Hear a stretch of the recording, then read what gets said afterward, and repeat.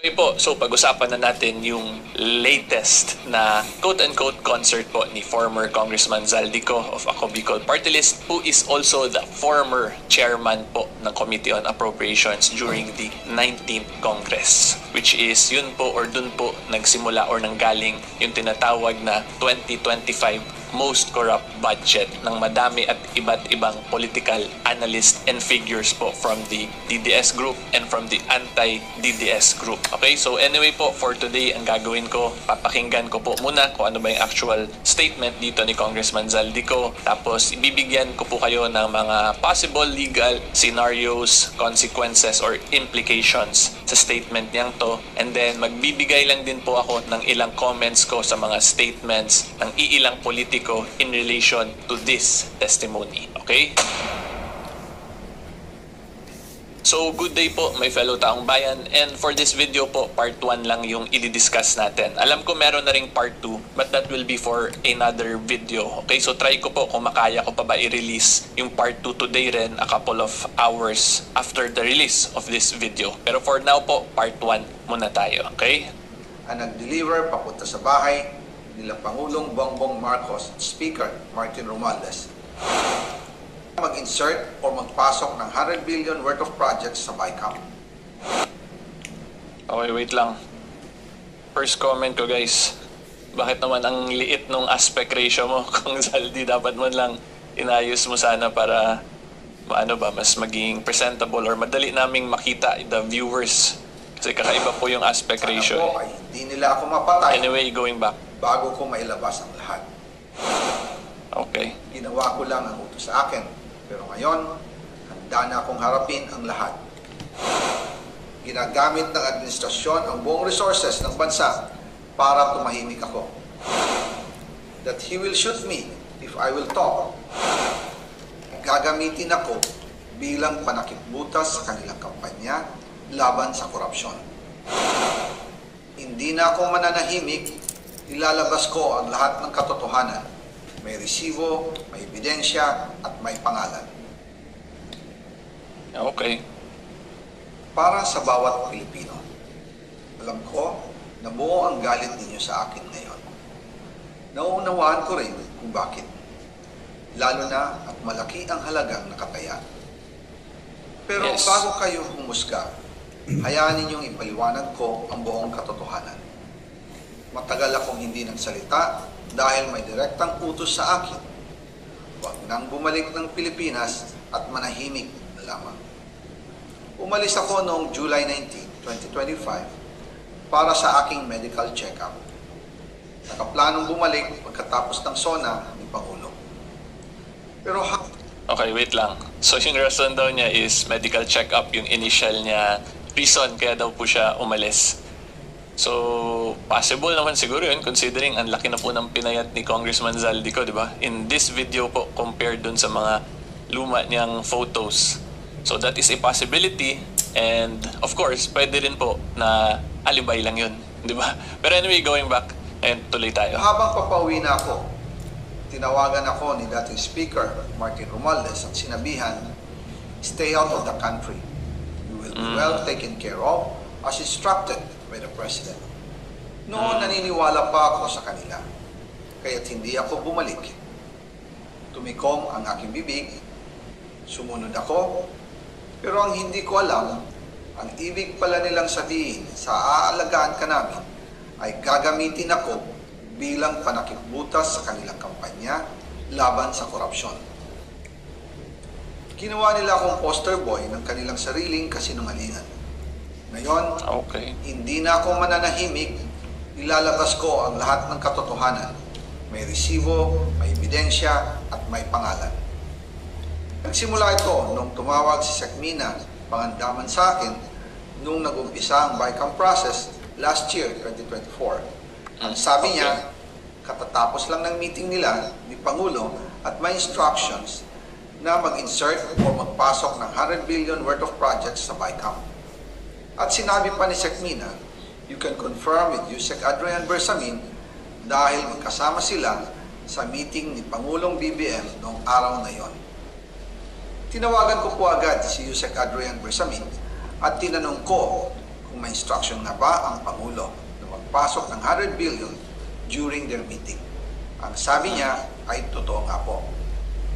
Right after our conversation, tinawagan ko po si dating Speaker Martin Romualdez at nireport ko ang instructions ng Presidente to insert the 100 billion projects. At sinabi niya sa akin, what the President wants, he gets. After ng ilang araw, nag-set po ng meeting si Sec. Mina Pangandaman at si Adrian Bersamin. Grabe what the President wants, he gets. Ang bigat na statement nun, taong bayan. Parang ano lang tayo parang ATM machine. Anyway, going back. Sa amin, ni dating Speaker Martin Romualdez sa Aguado Building, in front of Gate 4 ng Malacanang, at nandun din po si Yusek Jojo Cadiz. During the meeting, binigay po ni Yusek Adrian Bersamin ang listahan na worth 100 billion. Tinanong ko po si Yusek Adrian kung saan galing ang listahan. Ang sagot niya, galing kay PBBM mismo at binigay niya ito mula sa brown leather bag.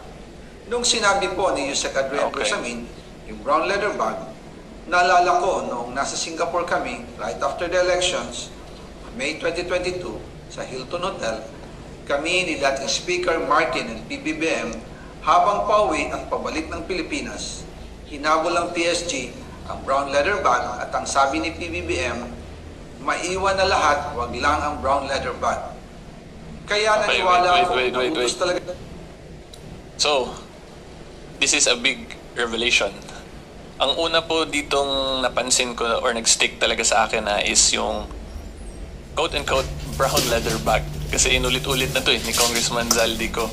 So kung meron pong nakakaalam ng brown leather bag na yun or makaka-trace, that would be really beneficial para masuportahan itong testimony ni Congressman Zaldico or ni former Congressman Zaldico. Kasi it now appears based on his statement na nandun yung documents na galing daw po kay PBBM mismo. So importante po yan, yung brown leather bag na yan. So yan po yung una ko lang masabi, kung gusto talaga ma-connect the dots ng maayos, sana matrace yun yung brown paper bag. And of course, itong lahat din ng minention na names ni Congressman Zaldico, pag lahat din po yun sila mag-testify as to or in support dito po sa statement sa sinabi ni Congressman Zaldico, that will now be a stronger chain kung paano ma-connect the dots all the way dun sa pinaka-taas kung sino talaga yung nag-instruct. Okay? Ito ng Pangulo. Pagkatapos ng ilang araw, I informed sina dating Speaker Martin Romualdez, Sec. Mina Pangandaman, Yusek Adrian Bersamin, and Yusek Jojo Cadiz na kung pwede 50 billion lang ipasok sa... So wait lang, yung lahat na yun, mention yung names, yun yung isa ring key point. Kasi ngayon, yung kausap ni Congressman Zaldico is those specific names na binanggit niya. So kung lahat yun sila mag-testify also in support to this, again, like what I stated, maganda yun siya kasi mas may support na ngayon itong mga minention po na facts ni former Congressman Zaldico. Program funds dahil sa sobra ang DPWH funds versus sa DepEd. In practice, hindi pwede na mas malaki ang budget ng DPWH kaysa edukasyon. Yung balas na 50 billion, ilagay na lang sa program funds for the 2025 budget. Dahil Office of the President din ang nagre-release ng lahat ng unprogrammed funds. Pagkatapos ng isang araw, tinawagan ako ni Sec. Mina at sinabi ang mensahe ng Pangulo, ipasok ninyo yan dahil pinangako na sa akin ni Speaker Martin yan at hindi na pwedeng baguhin. Kumbaga, ang utos ng hari hindi pwedeng mabali. Again, Natatawa ako dito kasi may mga may mga catchphrases. Ang utos ng hari hindi pwede mabali. Yun yung sinabi dito ni Congressman Zaldico. Pero again, kung mapansin niyo po talaga, laging ibang tao yung kausap pa ni Congressman Zaldico. Dito yung sinabi niya last is Sec. Mina, hindi pa si PBBM. Pero mamaya po, explain ko yung mga legal implications. Pakinggan muna natin. Malapit na pala tumatapos. and I informed the Speaker and asked clearance about the instructions ng Pangulo. At ang sabi niya, wala tayong magagawa. Kaya po nagtataka ako kung bakit sinasabi ni Pangulo na hindi niya makilala ang budget. Samantalang lahat na binawas at dinagdag sa mga ahensya ng gobyerno ay humihingi ng approval sa kanya si Sec. Mina Pangandaman.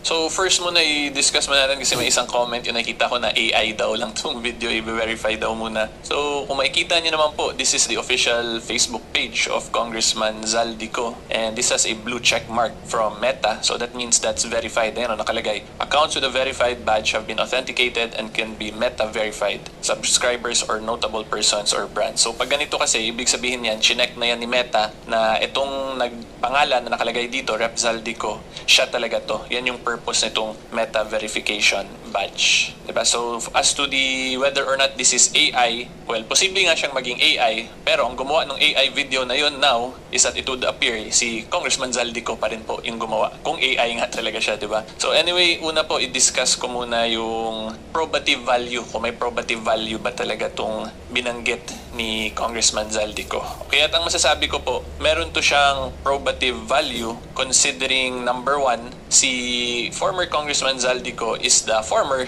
chairman of the Committee on Appropriations, di ba? Therefore, siya nag-handle talaga ng budget process sa House of Representatives, sa side po ng House of Representatives. So, lahat po ng nagpapa-insert niyan, nagpapa-amend ng kung ano-anong bagay-bagay, anong provision sa 2025 budget, dadaan yan lahat sa kanya, di ba? Therefore, he is actually the best person to testify as to whether or not meron ba talagang insertions na ganap. As to that fact po na whether or not may insertions bang naganap, siya po ang best person to testify niyan sa side ng House of Representatives kasi siya po ang may hawak niyan. Siya ang pinaka-boss ng committee niyan, the Committee on Appropriations. Okay, so again, ulitin ko lang po, as to the fact na whether or not may insertions bang ginawa, siya yung best person niyan kasi yun nga po, he is the chairman. Okay, so ngayon, ang next issue naman natin, whether or not si PBBM ba talaga yung nagpa-insert, kung yun ba may probative value ba yung testimony niya doon. So at present, since meron pang third parties na binanggit dito si Congressman Zaldico, hindi pa talaga siya directly connecting the dot with PBBM kasi binanggit pa niya dun si Secretary Mina, and then may mga ASEC din siyang binanggit and USEC, so hindi pa directly connected talaga kay PBBM. Pero as to the fact na merong kumausap sa kanya,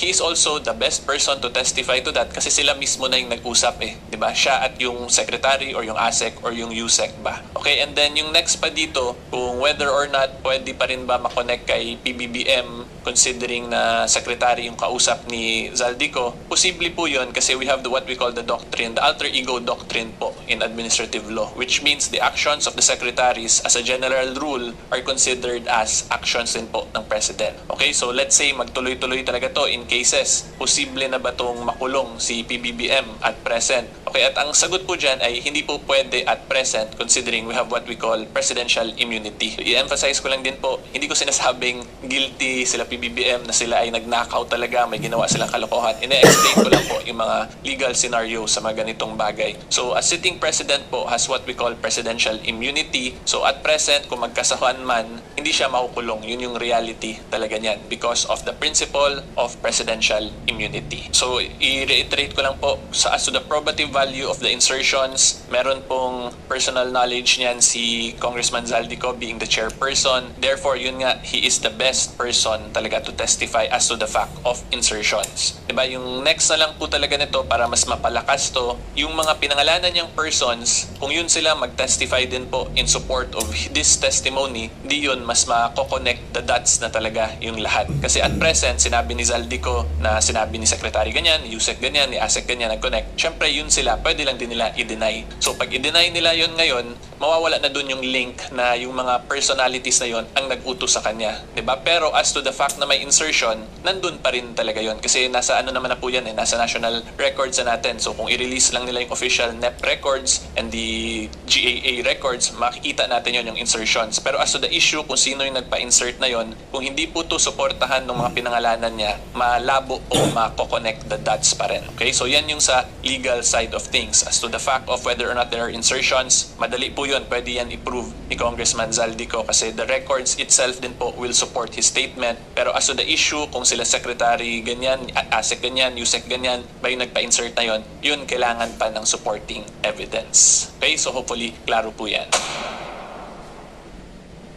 And And then, yung next naman po is whether or not admissible ba yung ganitong testimony. Okay? So, diretsuhin ko na po kayo. Wala pong i-admit ngayon kasi wala pa namang cases filed. Wala pa to sa korte, wala namang any hearing na nagaganap. This is just Zaldico making a statement lang, a personal statement niya sa Facebook page niya. So, does it have to be notarized ngayon? At present, hindi kailangan i-notarize yan, hindi kailangan maging under oath pa siya kasi he's just making a statement basically. Yun lang po yun. Parang ako lang yan ngayon na gumagawa ng video dito. Diba? So, ngayon, kung gumagawa ako dito, papaniwalaan nyo ba ako? Diba? So, of course, you will have to weigh things as to my personality, my integrity, my reputation, my credentials. Parang ganun din po yan kay Zaldico ngayon. Kasi again, this is just a personal statement lang niya. Wala naman to, or hindi naman to case record talaga pa yung nangyayari. Diba? So, hopefully, mas na-gets nyo po yan. Ngayon, ang next question po dyan, kung magkaroon na talaga ng cases filed, sapat na ba to yung ganitong video lang na magiging sufficient na siya as a testimony niya? Ang sagot po dyan is hindi pa po to sufficient compliance with the form or the requirements required by law kasi this is what we call an extrajudicial statement. So when you say extrajudicial statement, yan po ay isang statement na ginawa mo sa labas ng korte. Diba? So kung sa labas po yan ng korte mo siya ginawa, di automatic hindi yan tatanggapin ng korte basta-basta. It has to comply with the requirements. Okay, so yung first requirement po niyan, pwede po gawin to ni Congressman Zaldico, gumawa siya ng written statement, tapos ipanotarize niya yon at dapat under oath din po siya when he made those statements. So kung ulitin lang niya to, lahat ng sinabi niya, ipanotarize niya yon, under oath siya, isubmit niya in a court later on or in an investigative body, then that is sufficient compliance already with the law para sa admissibility side ng testimony niya. So hopefully mas na-gets niyo po yung difference ng extrajudicial statements and simple statements lang made na hindi siya for court purposes talaga. Okay? So ngayon naman po, magbigay lang tayo ng commentaries naman sa mga iilang political figures na nag-comment or nag-react dito sa statement ni Congressman Zaldico.